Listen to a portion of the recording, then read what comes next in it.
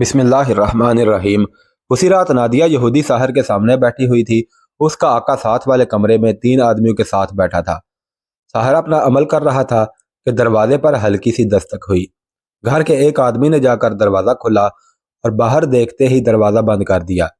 बाहर से दरवाजे पर इतनी ज़ोर से धक्का पड़ा कि दोनों कबाड़ धमाके से खुले और दरवाज़ा खोलकर बंद करने वाला पीछे सहन में पीट के बल गिरा। कमोबेश 20 मुजाहिदीन जो अब्दुल अजीज़ के मुहाफिज दस्ते के जांबाज थे अंदर चले गए और उस मकान के कमरों में फैल गए। गांव में यह मकान सबसे बड़ा और अमीराना था। गांव मुजाहिदीन के मुहासरे में था। इस कार्रवाई की कमान अब्दुल अजीज़ के पास थी। साहर के बक्स से इंसानी खोपड़ियां और हड्डियां निकली और कुछ ऊट पटांग सामान था जो किसी जादूगर का ही हो सकता था। उस साहर को नादिया के आका और वहां जितने आदमी मौजूद थे उन सब को गिरफ्तार कर लिया गया। नादिया को भी हिरासत में ले लिया गया ताकि किसी को शक न हो कि उसकी मुखबरी पर छापा मारा गया। गांव के चंद सरकर्दा लोगों को भी हिरासत में ले लिया गया और उन सब को मरीदा में लाकर कैद खाने में डाल दिया गया। अबुल हसन अब्दुल अजीज ने अपने एक हाकिम से कहा जिसका काम पुलिस जैसा था, एक यहूदी साहर और एक ईसाई जागीरदार से इकबाल जुर्म कराना है। अब्दुल अजीज ने उसे तफसील से बताया कि उनका जुर्म क्या है और उसकी निशानदही किस तरह हुई है। अबुल हसन दोनों को कैद खाने के उस तह खाने में ले गया जहां राडरक और उस जैसे बादशाहों को अजियतें दे देकर मार दिया जाता था, जहां इकबाल जुर्म भी कराए जाते थे। उस तह खाने में गया हुआ इंसान मुश्किल से ही जिंदा ऊपर आता। वहां रहट के पहियों जैसे 2 बड़े पहिए थे। एक पहिया एक आदमी की इज़ार रसानी के लिए इस्तेमाल होता था। आदमी उस पर पीठ के बल लिटा दिया जाता था। उसके पांव फर्श पर टहनों से बांध दिए जाते और बाजू लंबे करके हाथ पहिए के साथ जकड़ दिए जाते थे। पहिए को चंद इंच आहिस्ता आहिस्ता चलाया जाता तो उसके साथ बंधे हुए आदमी को यूं लगता जैसे उसके बाजू कंधों से और टांगे कोलों से अलग हो रही हों। दर्द से उसकी चीखें निकल जाती। फिर उसे कहा जाता था कि अपने जुर्म का इकबाल कर ले और अपने साथियों की निशानदही करे। अगर वो इकबाल जुर्म से इनकार करता तो पहिया आहिस्ता आहिस्ता जरा सा और घुमा दिया जाता। उसके साथ बंधे हुए आदमी के जिस्म के जोड़ खुलने लगते थे। यहूदी साहर ये अजियत ज्यादा देर बर्दाश्त ना कर सका और उसने इकबाल जुर्म पर रजामंदी दे दी। लेकिन मैं अपना जुर्म सालार अब्दुल अजीज को बताऊंगा, उसने कहा। उसके साथ मैंने कुछ और बातें भी करनी हैं। अगली सुबह साहर अब्दुल अजीज के सामने बैठा हुआ था। मैं यहूदी हूँ, उसने कहा। मैंने वही किया है जो एक यहूदी को करना चाहिए था। एजिलोना के जुर्म को यहूदी को माफ नहीं कर सकती। उसने आपके खिलाफ हमारी बगावत खत्म कराई है और धोखा देकर बगावत के तमाम लीडरों को सजाए मौत दिलाई है। इस औरत को कत्ल करना हमारा फर्ज था, लेकिन कत्ल के लिए कोई आदमी तैयार नहीं होता था। कोई आदमी तैयार हो भी जाता तो कत्ल कैसे करता। हम जानते थे कि एजिलोना के लिए खतरा पैदा हो गया है कि उससे इंतकाम लिया जाएगा, इसलिए ये कुछ अरसा बाहर नहीं निकलेगी। यह फर्ज मुझे सौंपा गया। मेरे पास शहर का ही एक जरिया है। इस काम के लिए किसी ऐसे आदमी या औरत की जरूरत थी जो बिला रोक टोक एजिलोना तक रसाई हासिल कर सके। उस यहूदी ने बताया कि उसे नादिया का सुराग किस तरह मिला। नादिया के जागीरदार आका के गांव में 2-3 ऐसे आदमी थे जिनका राब्ता बागियों खसूसन यहूदियों के साथ था।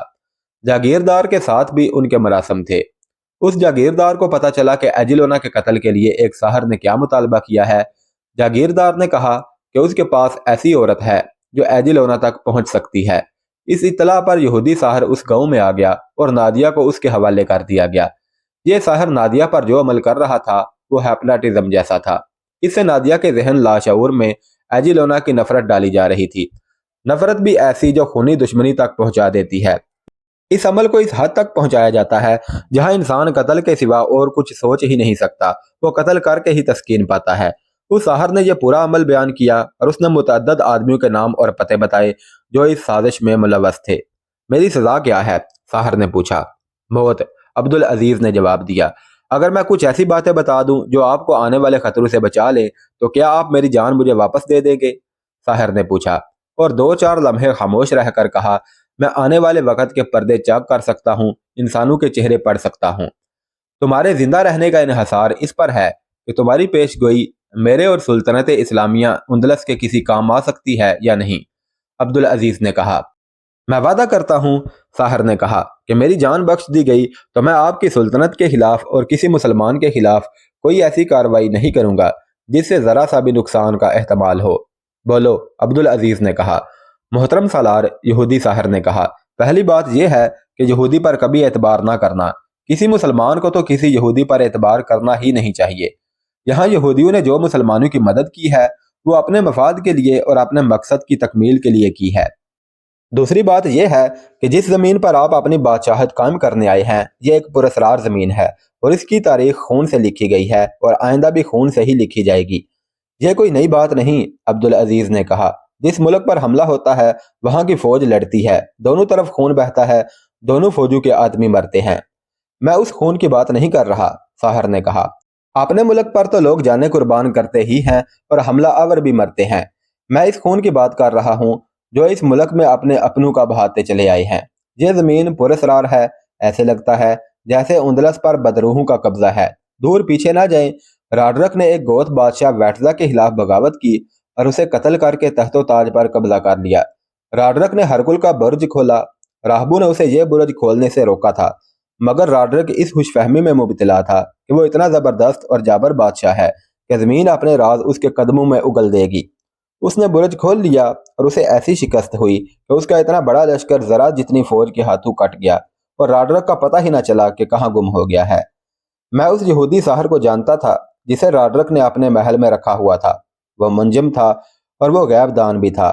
اس نے راڈرک کو یقین دلایا تھا کہ وہ شکست کی طرف جا رہا ہے، لیکن یہ ساحر اس کی شکست کو فتح میں بدل دے گا۔ مگر ساحر جو واقعی شکست کو فتح پر بدلنے کی طاقت رکھتا تھا پراسرار طریقے سے مارا گیا۔ اس سے پہلے بھی یہاں ایسے واقعات ہوئے ہیں جن کا آج تک کسی کو بھید نہیں ملا۔ بادشاہ قتل ہوتے رہے ہیں۔ میں آپ کو خبردار کرتا ہوں کہ اپنی عقل اور اپنے ہوش و حواس پر ایک عورت کو غالب نہ کریں۔ آپ نے جس عورت کو بیوی بنایا ہے وہ بہت حسین ہے۔ میں نے اسے صرف ایک بار دیکھا ہے۔ اس کی آنکھوں میں جادو کا اثر ہے۔ وہ جس کی طرف دیکھتی ہے وہ اس کا غلام ہو جاتا ہے، لیکن اس کی نشیلی آنکھوں میں خون اترا ہوا ہے۔ وہ راڈرک کی بیوی بنی تو وہ مارا گیا۔ باغیوں کے اتنے تجربہ کار اور دانش مند سردار اسے متاثر ہو گئے اور سب مارے گئے۔ اب وہ آپ کی کیا تم ایجلونا کی بات کرتے ہو؟ عبدالعزیز نے پوچھا۔ ہاں، ساحر نے جواب دیا، میں ایجلونا کی بات کر رہا ہوں۔ عبدالعزیز نے کہا لگایا، تم یہودی ہو۔ عبدالعزیز نے طنزیہ لہجے میں کہا، موت کو سامنے دیکھ کر بھی تم عیاری سے باز نہیں آئے، کیا تم زندہ نہیں رہنا چاہتے؟ یہی سوال میں آپ سے پوچھتا ہوں، ساحر نے پوچھا، کیا آپ زندہ نہیں رہنا چاہتے؟ میں جانتا ہوں آپ کا جواب کیا ہوگا۔ میں آپ کو بتا دیتا ہوں کہ آپ کا سر آپ کے کندھوں پر زیادہ دیر تک کھڑا نہیں رہے گا۔ ایجلونا زندہ رہے گی، اور میں یہ بھی بتا دیتا ہوں کہ اندلس مسلمانوں کا ہوگا، لیکن مسلمان بادشاہ ایک دوسرے کا خون بہاتے رہیں گے۔ اگر میرے اس سچ نے آپ کو صدمہ پہنچایا ہے تو مجھے قتل کر دیں۔ ہمارا مذہب یہودیوں کے جادو اور پیش گوئیوں کو نہیں مانتا، عبدالعزیز نے کہا۔ ہم اللہ کو مانتے ہیں، اسی کی عبادت کرتے ہیں۔ اگر میں تمہاری باتیں مان لوں تو میں مشرک ہوں گا۔ یہ مذہب کا معاملہ نہیں سالار، ساحر نے کہا۔ انسان کا کائنات کے ساتھ جو تعلق ہے وہ کسی بھی مذہب کا معاملہ نہیں۔ میں آپ کو اپنی بات نہیں سمجھا سکتا، میں نے آپ کو خبردار کر دیا ہے۔ عبدالعزیز نے یہ سمجھ کر کہ یہودی ساحر اس کے ہاتھوں ایجلونا کو قتل کرانا چاہتا ہے یا یہ چاہتا ہے کہ وہ ایجلونا کو طلاق دے کر گھر سے نکال دے، حکم دیا کہ اس یہودی کو اور جاگیردار کو اور ان کے تمام ساتھیوں کو قتل کر دیا جائے۔ طارق بن زیاد کو تلویرہ میں موسیٰ بن نصیر کا پیغام ملا کہ تلیطلا پہنچو۔ طارق بن زیاد تو جیسے اسی حکم کا منتظر تھا۔ اس نے اسی وقت اپنے محافظ دستے کے چند سواروں کو ساتھ لیا اور تلیطلا کو روانہ ہو گیا۔ اس نے مال غنیمت کی جو قیمتی اشیاء موسیٰ بن نصیر اور حلیفہ کو تحفوں کے طور پر دینے کے لیے اپنے پاس رکھی ہوئی تھیں وہ اس کے ساتھ خچروں پر لدی ہوئی آ رہی تھی۔ اب طارق بن زیاد سیدھے راستے سے آ رہا تھا اور بہت ہی تیز آ رہا تھا۔ اس نے بہت کم پڑاؤ کیے اور کچھ دنوں بعد تلیطلا پہنچ گیا۔ تاریخوں میں یہ واقعہ اسی طرح آیا ہے کہ طارق بن زیاد شہر کے دروازے میں داخل ہو رہا تھا تو موسیٰ بن نصیر کو اطلاع دے دی گئی کہ طارق آ رہا ہے۔ موسیٰ بن نصیر فوراً اٹھا اور کوڑا ہاتھ میں لے کر باہر نکل آیا۔ طارق بن زیاد نے موسیٰ کو دیکھا تو گھوڑے سے اتر کر موسیٰ کی طرف دوڑ پڑا۔ اس نے اس توقع پر بازو پھیلائے ہوئے تھے کہ موسیٰ بن نصیر اس کی فتوحات کو دیکھتے ہوئے اسے گلے لگا لے گا اور اس کا منہ چوم کر اسے خراج تحسین پیش کرے گا۔ لیکن دیکھنے والوں نے عجیب منظر دیکھا اور یہ منظر تاریخ کے سینے پر نقل ہو گیا کہ موسیٰ بن نصیر نے چمڑے کا کوڑا سیدھا کیا اور گھمایا۔ جو ہی طارق قریب آیا موسیٰ نے پوری طاقت سے کوڑا طارق کو مارا۔ طارق بن زیاد جیسے بے جان بت بن گیا ہو، جیسے وقت ایک مقام پر رک گیا ہو۔ ارد گرد بہت سے لوگ تھے جن کا شور سنائی دے رہا تھا، وہ چپ ہو گئے۔ ایسی خاموشی طاری ہو گئی جیسے درختوں پر چہچہاتے پرندے بھی چپ ہو گئے ہوں۔ نافرمان मूसा बिन नसीर की गरजदार आवाज ने सकूत तोड़ा और तारक बिन जियाद को एक और कोड़ा मारा। मूसा ने कहा, मैंने हुक्म दिया था कि जहां हो वहीं रुक जाओ, आगे ना बढ़ना। मूसा ने एक और कोड़ा मारकर कहा, और तुम सारे मुल्क को फतह करने चल पड़े, मेरे हुक्म की परवाह ना की। तारक बिन जियाद खामोशी से खड़ा कोड़े खाता रहा। मूसा बिन नसीर उसे कोड़े मारे जा रहा था। यूं लगता था जैसे मूसा दरख्त के तने को कोड़े मार रहा हो। मैं तुम्हें सिपा सालारी से माजूल करता हूँ, मूसा बिन नसीर ने फैसला सुनाया और अपने साथ खड़े सालारू को हुक्म दिया, इसे कैद खाने में छोड़ाओ, मैं इसे आज़ाद नहीं देखना चाहता। दो सालार आगे बढ़े, एक उसके दाएं और दूसरा बाईं तरफ हो गया। दोनों ने उसके बाजू पकड़े और वहां से ले गए। हमें माफ कर देना इब्ने जियाद, रास्ते में एक सालार ने तारक बिन जियाद से कहा, हम हुक्म के पाबंद हैं, अमीर मूसा को यूं नहीं करना चाहिए था। दूसरे सालार ने कहा, मैं अल्लाह के हुक्म का पाबंद हूँ मेरे रफीको। तारक बिन जियाद ने सब्र व तहम्मुल से कहा, अल्लाह का हुक्म है कि अपने अमीर की इताअत करो, वरना मैं बर्बरों को इशारा कर दूं तो अरबों का कहीं नामो निशान ना मिले। मुझे खदशा महसूस हो रहा है कि बर्बर मेरी इतनी ज्यादा तौहीन बर्दाश्त नहीं करेंगे। मैं अगर कैद खाने में बंद रहा तो बर्बरों पर अमीर मूसा और तुम में से कोई भी काबू नहीं पा सकेगा। तारक बिन जियाद ने तो खदशे का इजहार किया था, लेकिन यह खदशा अमलन सार उठा रहा था। यह खबर तलेतला में मुकीम तमाम लश्कर में फैल गई कि अमीर मिस्र व अफ्रीका ने आधे से ज्यादा उंदलस फतह करने वाले सिपा सालार तारक बिन जियाद को बाहर मैदान में लोगों के सामने कोड़े मारे हैं। क्यों? सिपा सालार का जुर्म क्या था? इस सवाल का जवाब किसी के पास नहीं था। कुछ अफवाहें थीं जो लश्कर में घूमती फिरती और एक दूसरे की तरदीद करती रहीं। तलेतला के लश्कर में तकरीबन 90% बर्बर थे। वो मुश्तइल होते जा रहे थे। फौज का ओहदेदार तबका तो ज्यादा ही गुस्से में था। तारक बिन जियाद ने तलवीरा में जो लश्कर छोड़ आया था, तकरीबन सब बर्बर थे। तलेतला के लश्कर में ये आवाज़ें सुनाई देने लगी कि जो बर्बर आगे चले गए हैं उन तक ये खबर पहुंचा दो। बगावत का सबसे ज्यादा खतरा तो तारक बिन जियाद की तरफ से था, जिसे उस कैद खाने में डाल दिया गया जहां उसके हुक्म से उंदलस की फौज के चंद एक जर्नैलों और उनसे कम दर्जा ओहदेदारों को बंद किया गया था। वो सब वहीं थे और उन्होंने तारक बिन जियाद को कैदी के रूप में देखा। उन्होंने तारक बिन जियाद का मजाक उड़ाया था। कोई नहीं बता सकता कि उसके दिल पर क्या गुजर रही थी। वो खामोश था। ना अमली तौर पर उसने किसी रद्द अमल का इजहार किया, ना उसके चेहरे से पता चलता था कि उसका रद्द अमल क्या है और क्या होगा। यहाँ मुअर्रखों में इख्तलाफ पाया जाता है कि तारक बिन जियाद को रिहाई किस तरह मिली। मारूफ मुअर्रखों स्प्रिंगर, लैन पॉल और डोजी ने लिखा है कि मूसा बिन नसीर ने खलीफा वलीद बिन मालिक को इतला देने के लिए एक कासद को दमिश्क भेजा। खलीफा ने हुक्म भेजा कि तारक बिन जियाद को सिपा सालारी पर बहाल कर दिया जाए। 3 मुअर्रखों ने लिखा है कि तारक बिन जियाद ने कैद खाने के अंदर से ही ऐसा खुफिया इंतजाम कर दिया कि उसके खैर खाहों ने एक आदमी को दमिश्क रवाना कर दिया। उस आदमी के सुपुर्द ये काम किया कि खलीफा से मिले और उसे तारक बिन जियाद की फतवाहात की तफसील सुनाए। फिर उसे बताए कि मूसा बिन नसीर ने तारक को सरेआम कोड़े मारकर ना सिर्फ माजूल किया है बल्कि उसे कैद खाने में फेंक दिया है।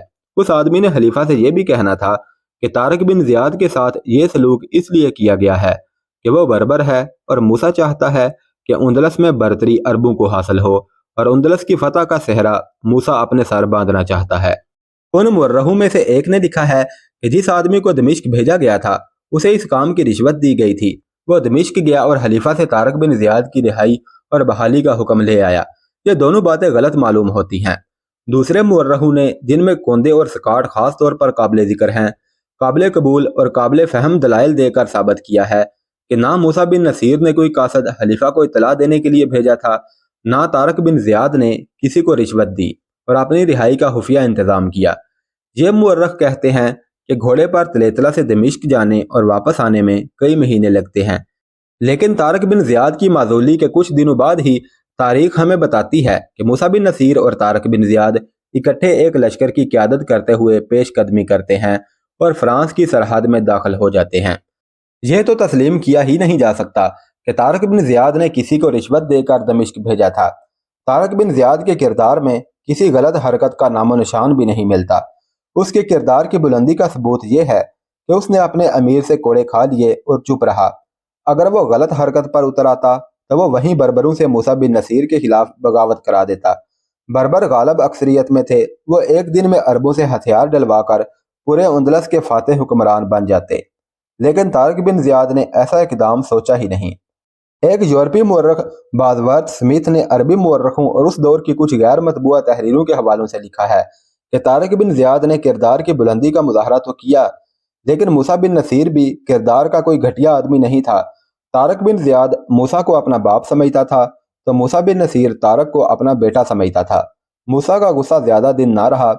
यह मामला इस तरह रफा दफा हुआ कि मूसा बिन नसीर को उसी रात इतला दी गई कि लश्कर के बर्बर अरबों के खिलाफ भड़के हुए हैं और किसी भी वक्त वो एहतजाज को किसी संगीन कार्रवाई का रंग दे सकते हैं। यह खतरा इस तरह भी बढ़ सकता है, मूसा को बताया गया कि बर्बरों ने अरब अमारत यानी मूसा को बुरा भला कहना शुरू कर दिया है। अगर किसी अरब सालार, ओहदेदार या किसी भी अरब ने बर्बरों को कोई ऐसी वैसी बात कह दी तो खाना जंगी शुरू हो जाएगी और गलबा बर्बरों का होगा। बर्बर मुजाहिदीन तारिक बिन ज़ियाद को अपना पीरो मुर्शद मानते हैं। अमीर मिस्र व अफ्रीका जूलियन ने मूसा बिन नसीर से कहा, आपके मामलात और फैसलों में हम दखल अंदाजी नहीं करना चाहते, लेकिन मैंने और ओपास ने जिस तरह आपकी फौज की रहनुमाई की है और जिस तरह ओपास ने अपनी जान को खतरे में डालकर गोथों और यहूदियों को राडरक की फौज से ना सिर्फ अलग किया बल्कि राडरक की फौज के खिलाफ लड़ा दिया था, उसके सिले में हमें हक मिलना चाहिए कि हम आपके फैसले के खिलाफ अपनी राय दे सकें। काबिल एहतराम अमीर, ओपास ने कहा, अगर ऐन मैदान जंग में हज़ार गोथ उधर से इधर तारिक बिन ज़ियाद के पास ना आ जाते तो गादलीद की जंग का फैसला कुछ और होता, लेकिन इसका यह मतलब नहीं कि जंग गोथू ने जीती थी। फतह बहरहाल तारिक बिन ज़ियाद की अक्ल दानिश और जुरत का नतीजा है। तारिक बिन ज़ियाद की जगह कोई कमज़ोर जर्नैल होता तो उसे इससे दुगने गोथ मिल जाते, तो भी वो राडरक को शिकस्त ना दे सकता। राडरक जैसे काया और तजर्बाकार जर्नैल को तारिक बिन ज़ियाद ही शिकस्त दे सकता था। आप ऐसे कीमती आदमी को ज़ाया ना करें, जूलियन ने कहा। अमीर मोहतरम सालार मुगीस अल रूमी बोला, असल खतरा तो बर्बरों की तरफ से है। आपको इतला मिल चुकी है, लेकिन यह इतला नामुकम्मल है। बर्बर सिर्फ बातें नहीं कर रहे, ये लोग अमलन भी कुछ कर गुजरेंगे। आप उनकी फितरत से वाकिफ हैं, मैंने उनकी क़यादत की है। मैं जानता हूँ कि मैदान जंग में उन्हें काबू में रखना कितना दुश्वार होता है। ये लोग भागते नहीं, पिस्पाई की बजाय मौत कबूल कर लेते हैं। दुश्मन को सामने देखकर बावले हो जाते हैं और दुश्मन को चीरे फाड़े बगैर उनकी तस्कीन नहीं होती। मैं कहना यह चाहता हूँ कि यह बगावत पर उतर आए तो आप समझ सकते हैं कि उसका अंजाम क्या होगा। उंदलस की फौज उनके साथ मिल जाएगी, फिर होगा ये कि ना हम रहेंगे ना बर्बर रहेंगे और हाथ आया हुआ उंदलस हमसे छिन जाएगा। मैंने रातों को छुप छुप कर उनकी बातें सुनी हैं। मैं आपको खबरदार करता हूँ कि तारिक बिन ज़ियाद को रिहा और बहाल ना किया गया तो बर्बर अमली इकदाम पर उतर आएंगे। और मैं आपको ये भी बता दूं कि अरब ओहदेदार और मुजाहिदीन भी तारिक बिन ज़ियाद की माजूली पर खुश नहीं। मैं आपको बताना चाहता हूं कि तारिक बिन ज़ियाद ने आपका हुक्म क्यों नहीं माना था। सालार अबू ज़ुरवा तरीफ ने कहा, यह मैं तुम्हारी जुबान से नहीं तारिक बिन ज़ियाद की जुबान से सुनूंगा, मूसा बिन नसीर ने कहा।